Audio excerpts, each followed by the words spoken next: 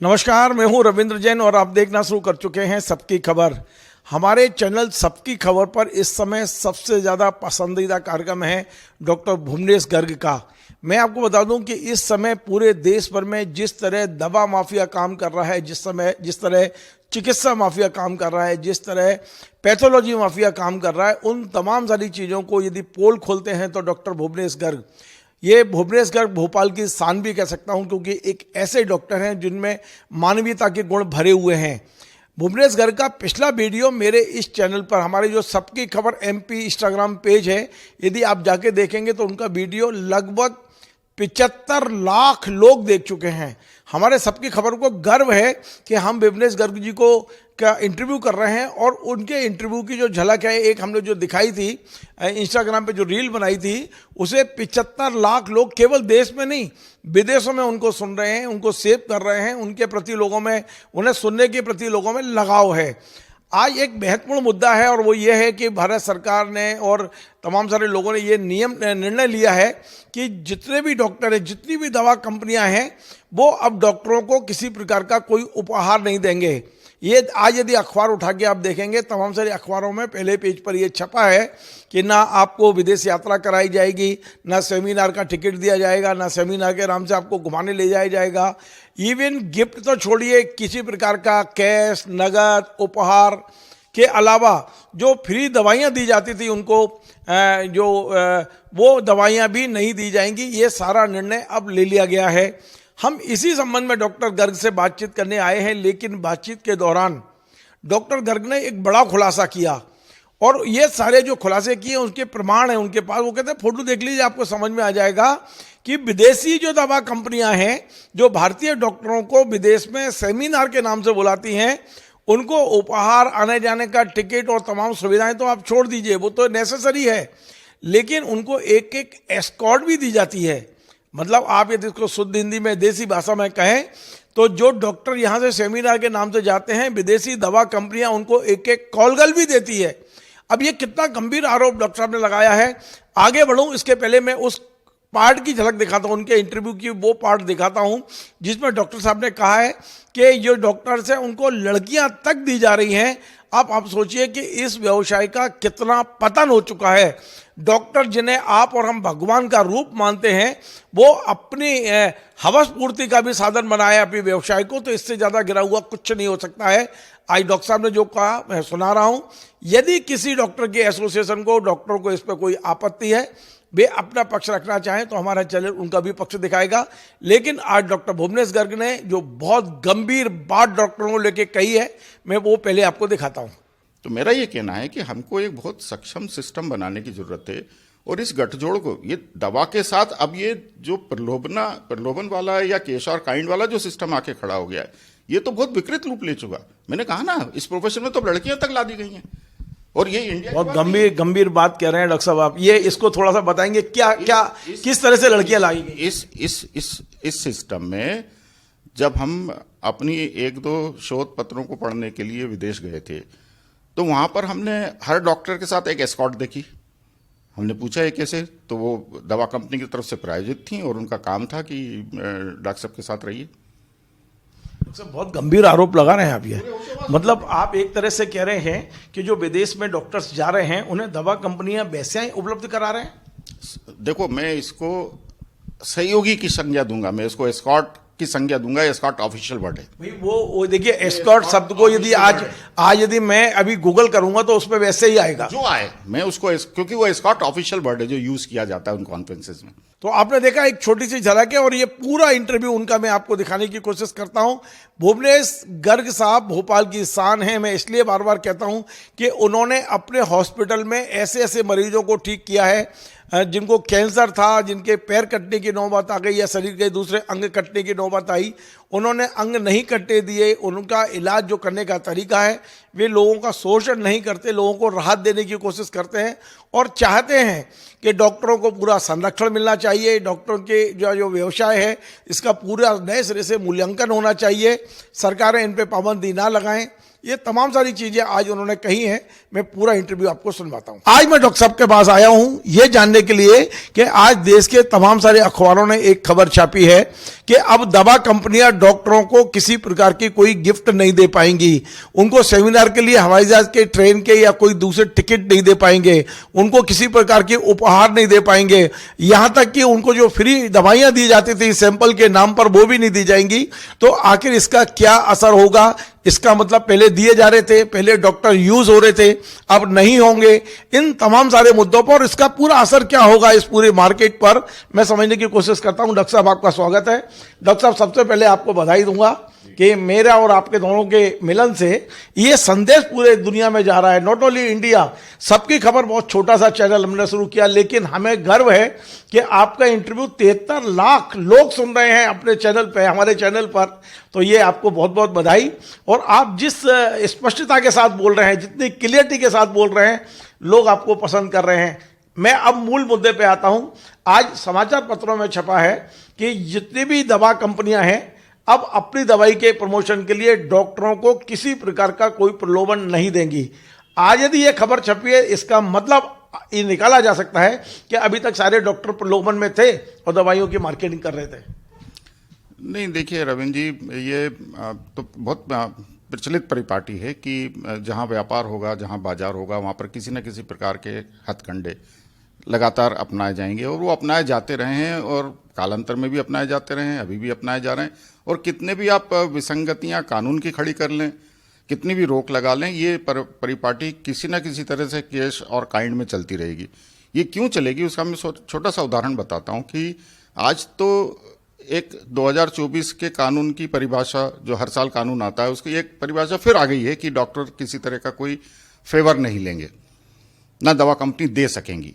लेकिन मुझे ये बताइए कि जब आपके देश में यही बड़ी से बड़ी संस्थाएं अपने आंखों के सामने सारे तरह की कारगुजारियां होते देखती हैं। हमने देखा था कि एक बहुत बड़े नेताजी कब जज बना रहे हो वाली सीडी चली थी उनकी, उस पर सुप्रीम कोर्ट ने कोई संज्ञान लिया आज तक?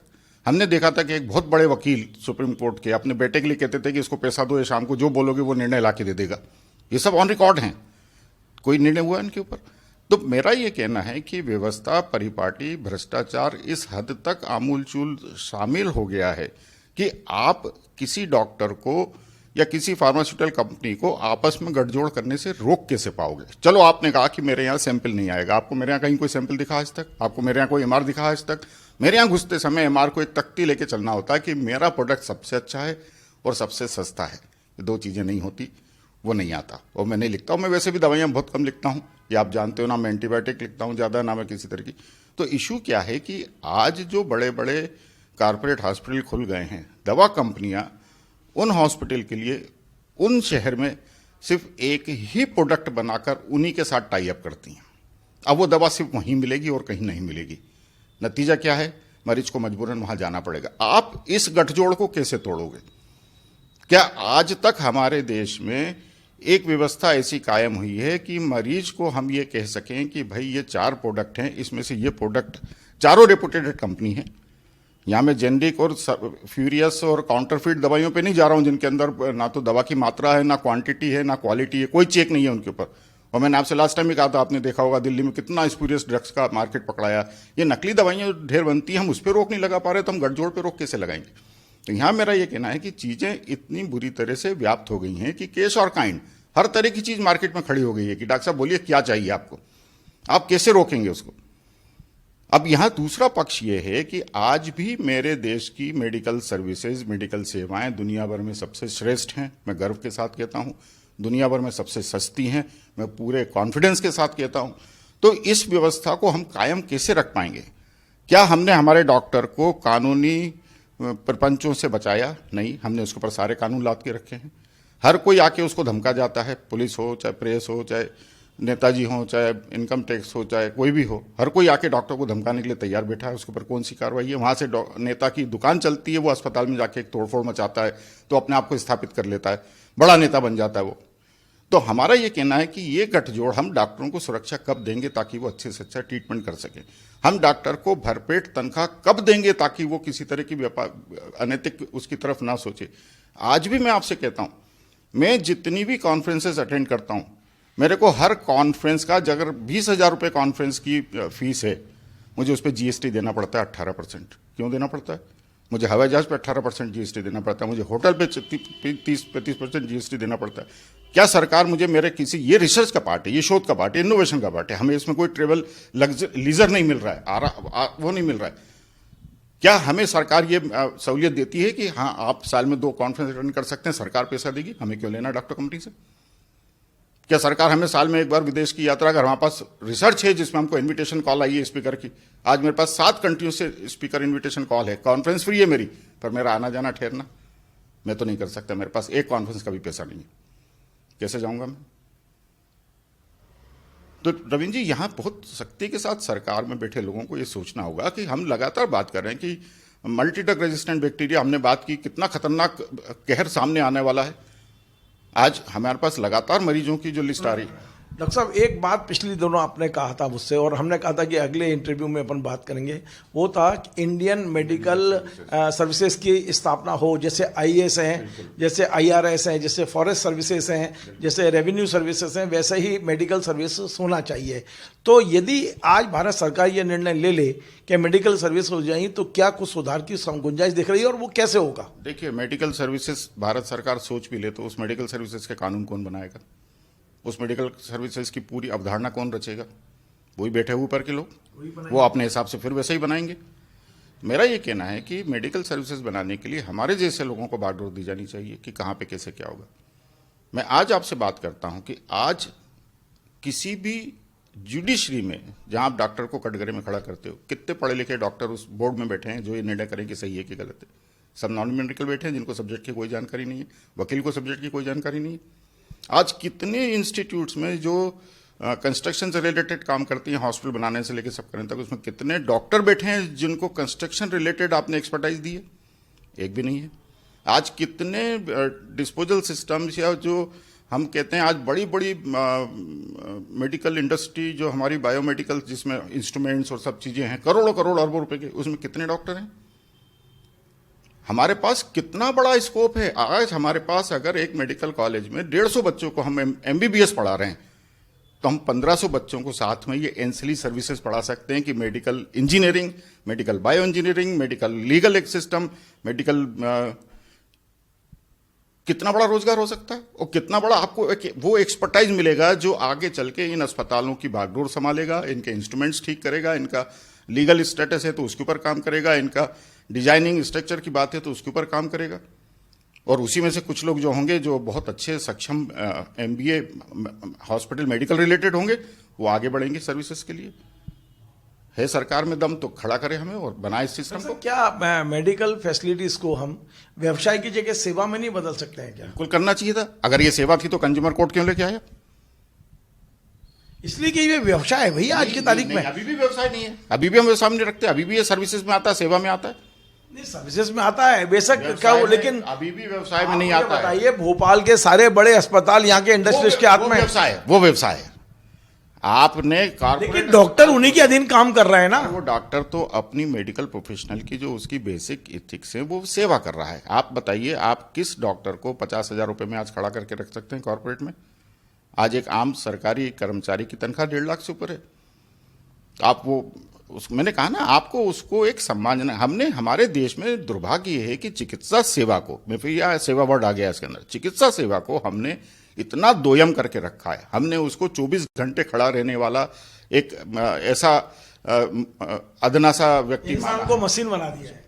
हम उससे 24 घंटे में, आप बताइए किस विभाग में 24 घंटे काम होता है? आज किसी भी सिस्टम में ऑफिस 10 बजे खुलेगा, लंच के लिए जाएगा आदमी, शाम को भग जाएगा। आज एक डॉक्टर, सुरक्षा एजेंसियां भी 24 घंटे अलर्ट पे रहती हैं। देखिए, मैं हमारे पास ऐसी कई सर्विसेज हैं। मैं यहाँ कोई उसकी बात नहीं कर रहा। सुरक्षा एजेंसी अलर्ट रहती है तो वो अपनी 8 घंटे की ड्यूटी करते हैं। तो सुरक्षा एजेंसियां, आप एक डॉक्टर को जो 36 घंटे ड्यूटी करता था, आप कौन सा ब्रेक देते थे उसको? मेरा सिर्फ कहना है कि हमको चिकित्सा सेवा को इन सबके शिकंजे से निकाल के बाहर लाना होगा। इसलिए एक सक्षम कारगर इंडियन मेडिकल सर्विसेज बनाने की जरूरत है। वही इंडियन मेडिकल सर्विसेज से आपको मेडिकल के इंजीनियर्स मिलेंगे जो डिजाइनिंग का काम करेंगे। उसी से आपको एमबीबीएस के साथ लॉ पढ़ने वाले लीगल एक्सपर्ट मिलेंगे जो उनके लिए लीगल का काम करेंगे, वही कोर्ट्स में ज्यूरिसडिक्शन में जाएंगे, जजेस बनेंगे। आज आपने उठा के समाज से 2 लोगों को उठा के बिठा दिया जज, 4 लोगों की बेंच है, 5 लोगों की बेंच है, उसमें से एक भी मेडिकल नहीं है भी तो वो 4 लोगों के सामने चुप बैठा है। तो मेरा ये कहना है कि हमको एक बहुत सक्षम सिस्टम बनाने की जरूरत है, और इस गठजोड़ को ये दवा के साथ अब ये जो प्रलोभन वाला या केश और काइंड वाला जो सिस्टम आके खड़ा हो गया है, ये तो बहुत विकृत रूप ले चुका।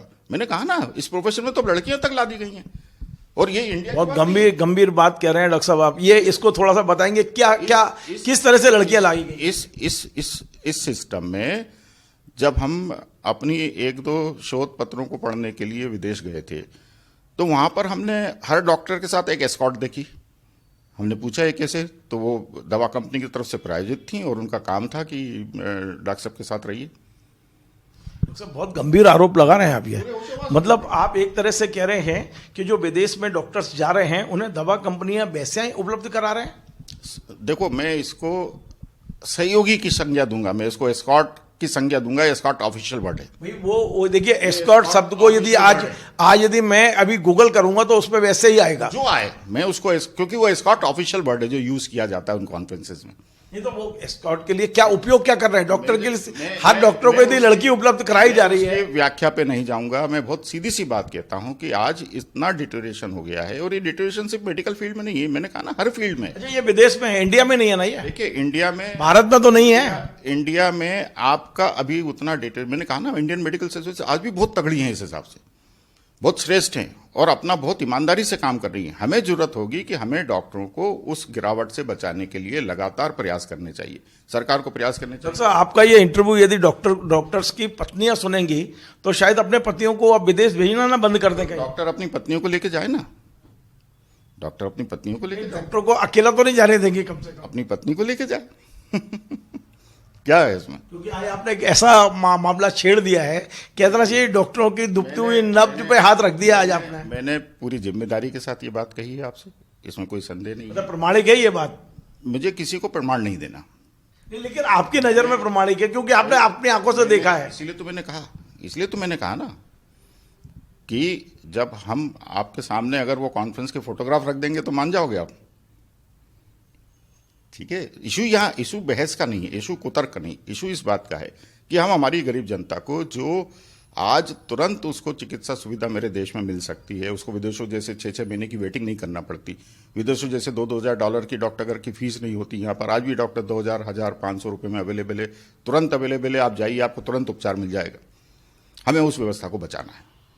हमें डॉक्टर को 52, 50, 55 तरह के सर्टिफिकेट की नूरा कुश्ती से बचाना है। हमें डॉक्टर को जीएसटी और उन सब चीज़ों से बचाना है जो उसकी जेब पे लगातार भार पड़ता है, उसके लिए उसको दूसरों से मदद लेना पड़ती है। बहुत सीधी सी बात है। मैं भी आज राह तक रहा हूं कि कोई मेरी कॉन्फ्रेंस स्पॉन्सर कर दे, बात फिर वहीं आके खड़ी हो जाएगी कि आप कहोगे कि साहब इससे लिया उससे लिया, लेकिन सरकार क्यों नहीं करती? सरकार के पास प्राविधान है। आप देखिएगा, हर बार आपको देखेंगे कि 100-150 सरकारी लोगों का तमगा आज पेयजल के नाम पे, आज इसके नाम पर, आज सड़क के उसके नाम पर, आज बीआरटीएस के नाम पर विदेशों में जाके पूरा पेड खर्चे के ऊपर घूम के आ रहा है 10-10 दिन। क्या जरूरत है उनकी? आज सरकार हमारे देश के डॉक्टरों को, हमारे जैसे लोगों को जो जेन्युइन काम कर रहे हैं, हमें कॉन्फ्रेंस फंडिंग क्यों नहीं देती? हमने एक कॉन्फ्रेंस के लिए बहुत प्रयास लगाया, हमारे एक बहुत बड़े पत्रकार मित्र ने प्रयास लगाया, तो वो मंत्री जो तत्कालीन थे उस समय पर बड़े हंसते हुए डॉक्टर साहब को एक साइड का फेयर दे देंगे। हम भीख मांग रहे हैं आपसे? शर्म आना चाहिए मंत्री महोदय। ऐसा प्रोविजन नहीं है ना अभी मतलब। क्यों नहीं है? तो करिए ना, तो उसको टाइम लगेगा। अगर प्रोविजन आपके पास 150 लोगों को छुट्टी घूमने भेजना है अपने सरकारी अधिकारियों को, तो डॉक्टर के लिए क्यों प्रोविजन नहीं है? चाहिए है कि मध्य प्रदेश सरकार को यहाँ जो सक्रिय डॉक्टर्स हैं उनके साथ लगातार संवाद करना चाहिए। अभी संवाद ही नहीं है। सबसे बड़ी समस्या ये है कि जो डॉक्टर्स हैं फील्ड में उनके साथ संवाद ही नहीं कर रहे हैं। कौन करेगा? आपने अधिकारी तो वो बिठा दिए जो संवादहीन है, उन्हें तो पैसे तो फिर वही आ गई। मध्य प्रदेश में तो हम लोग ऐसा सुनते हैं डॉक्टर साहब, हम लोग तो ऐसा सुनते हैं मध्य प्रदेश में कि जो मेडिकल के जिम्मेदार अधिकारी हैं उन्हें तो टारगेट दिया है कि हमें इतना पैसा चाहिए, कमा के लाके दीजिए आप। नर्सिंग घोटाला, इतना बड़ा घोटाला मध्य प्रदेश में। आप बताइए किस देश में नर्सिंग कॉलेज बंद कमरों में चलता है? आप बताइए किस देश में पैरामेडिकल कॉलेजेस बंद कमरों में चलते हैं? कागज पे सब चीजें चल रही हैं। सुप्रीम कोर्ट बार बार उनको चेतावनियां दे रहा है, बार बार उनकी ऊपर अंकुश लगा रहा है, कोई निर्णय हो रहा है, कुछ नहीं हो रहा है। फिर बहाल हो जाते हैं, फिर काम चल पड़ता है। आज आप एक नर्स को जो बेचारी अपना कैरियर बनाना चाहती है, जो पूरी मेहनत करना चाहती है, आप उसको एक कागज के ऊपर नर्स बना के भेजेंगे, वो क्या काम करेगी? चलिए डॉक्टर साहब, अगले इंटरव्यू में हम नर्सिंग सिस्टम को भी आपसे समझने की कोशिश करेंगे, लेकिन आज आपने एक बहुत बड़ा रेस खोला है और वो ये है कि अब दवा कंपनियां इस स्तर तक गिर गई हैं कि भारत से विदेश जाने वाले डॉक्टरों को वो एस्कॉर्ट तक उपलब्ध करा रही हैं, यानी कि हम जिसको हिंदी में थोड़ा गलत शब्द है लेकिन वैसे तक उपलब्ध करा रही हैं। इससे ज़्यादा गिरावट कम से कम भारतीय डॉक्टरों के लिए नहीं हो सकती जो विदेश में यदि इस तरह का एस्कॉर्ट की सेवाएं ले रहे हैं तो। और ये मामला इतना दूर तक जाएगा डॉक्टर साहब, आपने जो आज उठा दिया, एक तरह से आपने आज चिंगारी लगा दी है। हो सकता है ये कहीं विस्फोट में न बदल जाए, क्योंकि निश्चित तौर पर डॉक्टर्स यदि ये कर रहे हैं तो ये डूब मरने वाली बात है, क्योंकि हम ये देखते हैं कि डॉक्टरों को हम भगवान मानते हैं और भगवान यदि अपने भक्तों के साथ, अपने मरीजों के साथ इतना बड़ा धोखा दे रहा है तो ये बहुत बड़ी डूब मरने वाली बात है। आपको हमारा ये कार्यक्रम पसंद आया, वैसे शेयर करें, लाइक करें, कमेंट करें और आपसे बार बार निवेदन है हमारे इस चैनल को सब्सक्राइब अवश्य करें। धन्यवाद।